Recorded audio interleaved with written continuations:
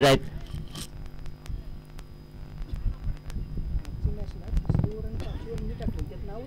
इथे पण पाहतोय पुन्हा एकदा हो हो हो फटसा